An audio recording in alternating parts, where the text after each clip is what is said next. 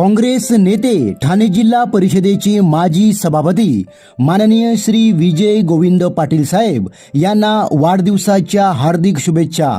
शुभेच्छुक माननीय श्री मुझफ्फर हुसेन, वरिष्ठ उपाध्यक्ष महाराष्ट्र प्रदेश काँग्रेस कमिटी, माननीय श्री प्रकाश पाटील, माजी कार्याध्यक्ष वसई विरार जिल्हा काँग्रेस कमिटी. वसई विरार परिसरातील नागरिकांना गतिमान व सुरक्षित प्रवासासाठी भाईंदर ते विरार असा सुमारे 25 किलोमीटर लांबीचा मेट्रो प्रकल्प उभा करण्यात येणार आहे. कसा असेल हा मेट्रो प्रकल्प?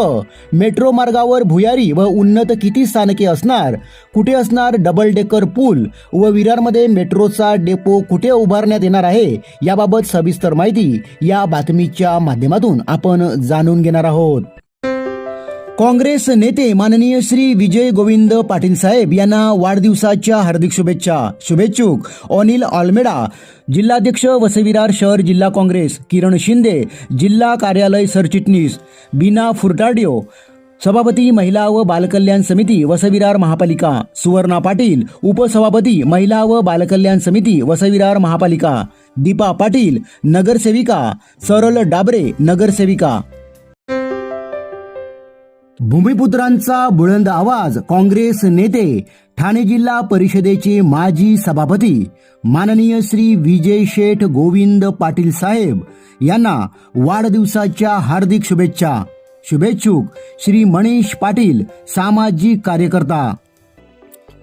मुंबई महानगर प्रदेश विकास प्राधिकरण MMRDA कडून भाईंदर ते विरार मेट्रो 13 मार्गिकेचा सुधारित आराखडा नुकताच राज्य सरकारकडे मान्यतेसाठी सादर करण्यात आला आहे.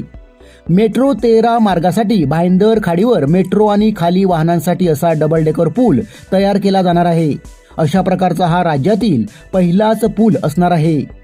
या पुलावरच मेट्रोसाठी पूल तयार करण्याची संकल्पना बहुजन विकास आघाडीचे अध्यक्ष हितेंद्र ठाकूर यांनी मांडली होती. 30 एप्रिल रोजी महापौर अजीव पाटील, आमदार राजन नाईक, महापालिका आयुक्त पृथ्वीराज BP आणि MMRDAचे अध्यक्ष संजय मुखर्जी यांच्यात झालेल्या बैठकीत या डबल डेकर पुलाबाबत चर्चा झाल्यानंतर पुलाची संकल्पना मंजूर करण्यात आली आहे. वर मेट्रो आणि खाली वाहनांसाठी पूल अशी या डबल डेकर पुलाची रचना असणार आहे. हा राज्यातील पहिला दुमजली खाडी पूल ठरणार आहे. या मार्गिकेत एकूण 17 मेट्रो स्थानके असणार आहेत. नायगाव, जुचंद्र, राजिवली, गोलानी नाका, आचोळे, नालासोपारा पूर्व, विरार, यशवंत नगर, विवा महाविद्यालय, डोंगरपाडा आणि चिखलडोंगरे असा या मेट्रोचा मार्ग असणार आहे. चिखलडोंगरे येथे मेट्रोचा डेपो उभारण्यात येणार आहे. या मार्गावरील 14 स्थानके उन्नत तर 3 स्थानके भूमिगत असणार आहेत. आचोळे फायर ब्रिगेड स्टेशन पासून ते नालासोपारा पश्चिम दरम्यान मेट्रो भूमिगत असणार आहे.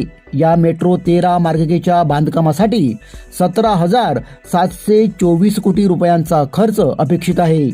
भविष्यात ही मेट्रो सेवा वसई विरारमधील नागरिकांचा प्रवास अधिक सुखाचा करणार आहे.